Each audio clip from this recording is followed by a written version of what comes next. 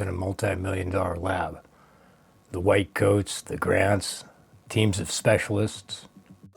Some of the most important breakthroughs were built by people with almost nothing.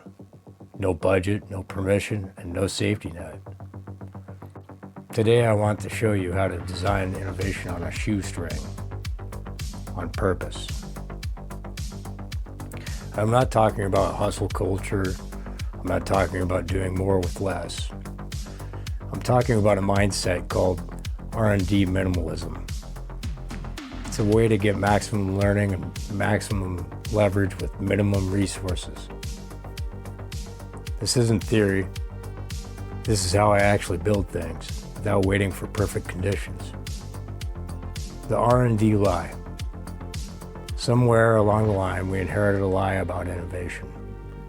That it requires big budgets, big teams, and unlimited time.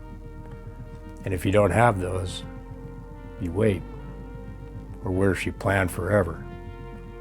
You research, you optimize, you build elaborate systems that feel productive, but nothing real happens. That's not a lack of creativity, that's productive paralysis. Here's the truth most people miss. Scarcity doesn't block innovation. It removes the places where bad ideas hide. The R&D minimalist mindset. R&D minimalism starts with one brutal question. What must be true for this idea to work? Not what would be cool. Not what could we build.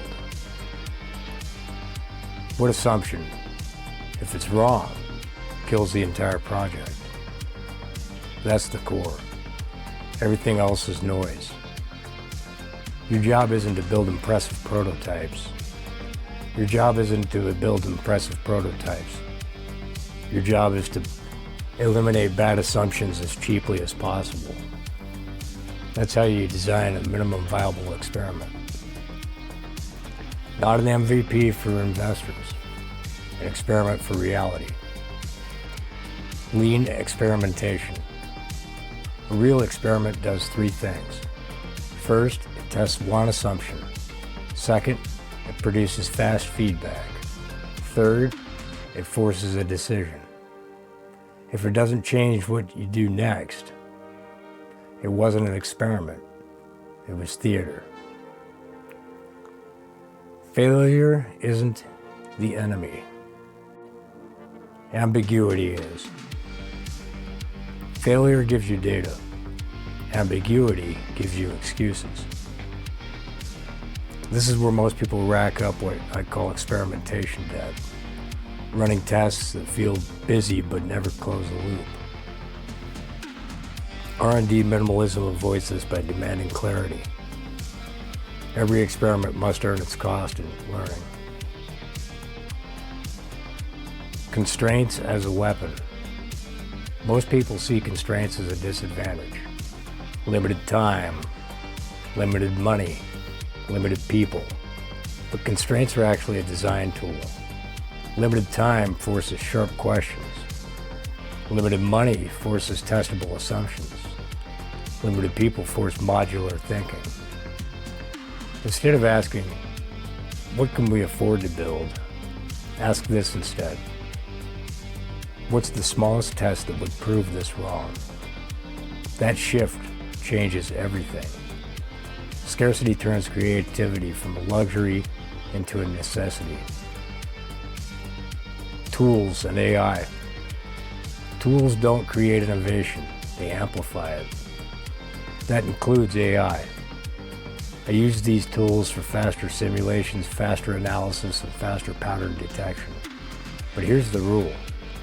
If a tool doesn't shorten the experiment loop, it doesn't belong. More tooling often means more hiding. Complexity is comforting. Reality is efficient. The innovation paradox.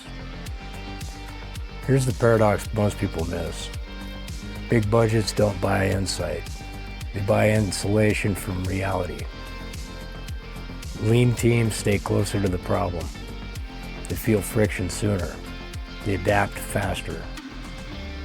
Constraints compress the distance between idea and truth. That's why minimalist R&D often outpaces better funded programs. Not because it's smarter, but because it's more honest.